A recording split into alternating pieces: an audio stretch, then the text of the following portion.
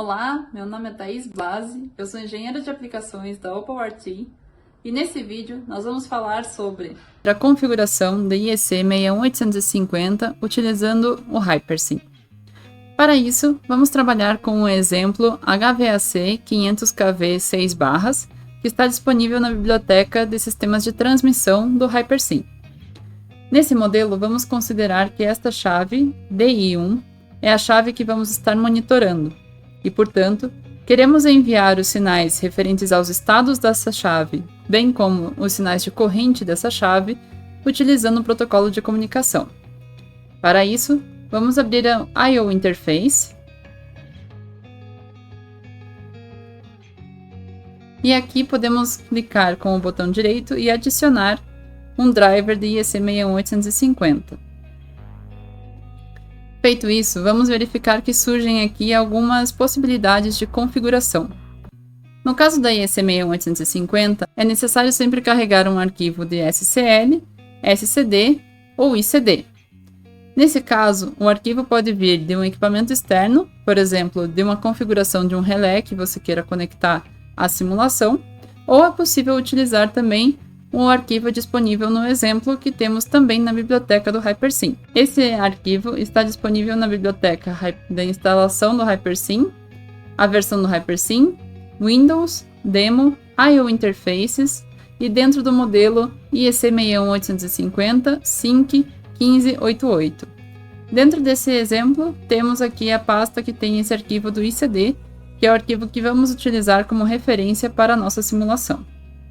Nesse caso, no próprio HyperSync, eu posso clicar para buscar essa informação, coloco a pasta onde eu tenho o arquivo e carrego esse arquivo ICD.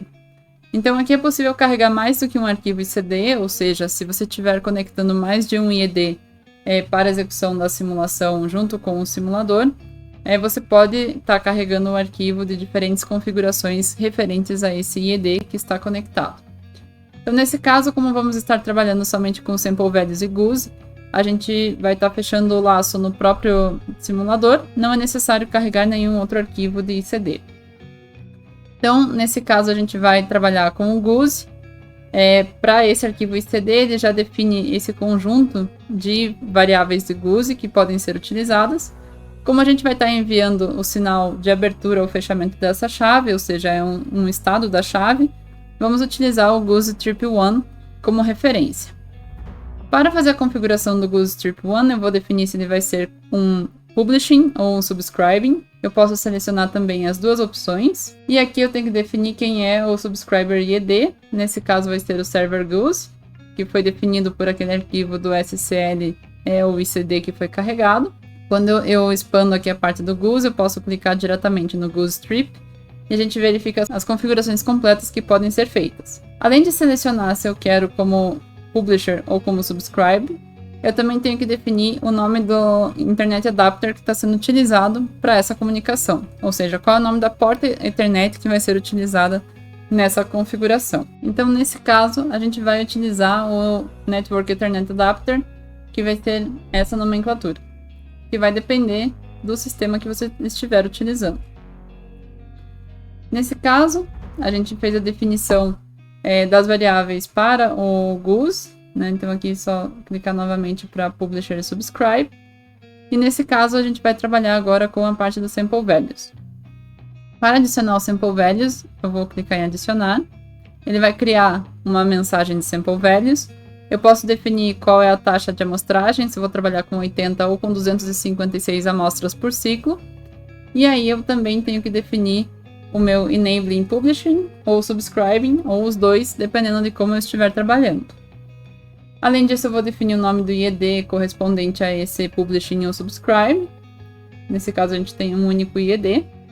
E ainda no caso do Sample Values, a gente tem que definir o endereço do MAC Address, em que ele vem completo os 4 primeiros conjuntos, mas é necessário colocar esses 2 últimos conjuntos de numeração.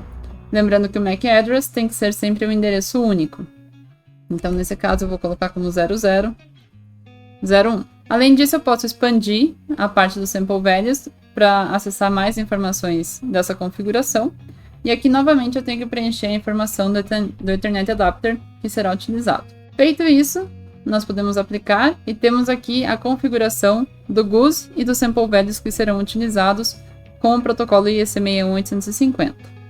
O próximo passo nesse caso é vincularmos a informação que queremos monitorar com as informações que foram configuradas via interface.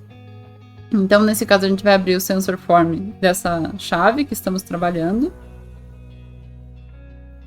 E aqui já estão selecionados as informações que estão sendo monitoradas dessa chave durante a execução da simulação. Nesse caso, estão sendo todas as informações. Mas, para podermos vincular a informação com o protocolo de comunicação que estamos utilizando, vamos clicar nesse botão de editar. E quando o selecionamos, abre essa quantidade de opções que nos permite selecionar qual tipo de comunicação será utilizado. Então, para o caso das correntes, a gente vai estar trabalhando com sample values. Então, a gente pode baixar e aqui na parte de sample values nós vemos as opções de valores de corrente, valores de tensão, assim como dados de qualidade de corrente e de tensão. Então, nesse caso, a gente vai enviar nos canais 0, 1 e 2 da parte de valores de corrente. Então, eu posso clicar 2 vezes aqui e ele vincula essa informação com a corrente que está selecionada desse disjuntor. Então, fazendo o mesmo para os outros elementos. Aqui eu estou selecionando as 3 correntes e agora para o estado da chave, ao invés de trabalhar com sample values, a gente vai trabalhar com GUS. Então, nesse caso, a gente vai estar enviando para a fase A, para a fase B e para a fase C. Então, lembrando que nesse caso, quando a gente faz a seleção, a gente está trabalhando sempre com os publishers, e nós vamos estar enviando esses sinais.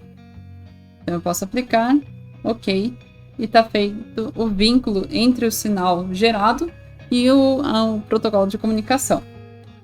Nesse caso, nós não temos nenhum elemento que permita receber esses dados, então para isso eu vou colocar alguns blocos de ganho para poder visualizar esses resultados, ou seja, para poder ser os nossos subscribers de quando a gente estiver enviando essa informação. Então serão 3 para GUS e 3 para sample values. Nesse caso, eu tenho que fazer o mesmo processo de configuração, ou seja, eu vou abrir o Sensor Summary, eu vou selecionar tanto o input quanto o output desse ganho, e o input dele vai ser o sinal que ele vai receber, por exemplo, no GUS, nesse caso vai ter que ser no subscriber, porque ele está recebendo essa informação, e ele vai receber para a fase A o valor que está sendo enviado pelo publisher na fase A. Aplicar OK, e eu repito esse mesmo processo para cada um dos próximos ganhos.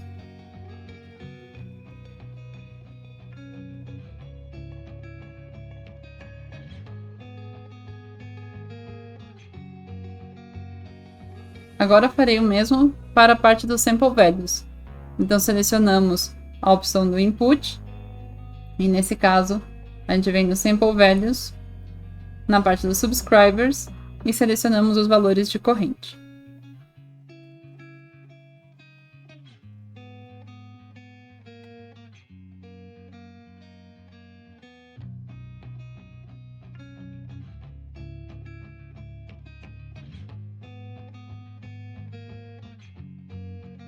Nesse caso, é possível conferir a configuração antes de executar a simulação no próprio Sensor Summary, onde é possível visualizar para cada um dos sensores que está selecionado do nosso modelo, aqueles que possuem alguma interface I/O definida para ele, e assim verificar o conjunto dos publishers, por exemplo, dos sample values, do GUS, bem como os subscribers tanto do GUS quanto dos sample values. Feito isso, é possível executar a simulação em tempo real. Assim que vamos selecionar o simulador, aplicar, fechar. Assim que agora vamos executar a simulação. A simulação está sendo executada, como podemos ver aqui na parte de baixo. E agora, para visualizar os sinais enviados e recebidos via protocolo, podemos utilizar o Scope View.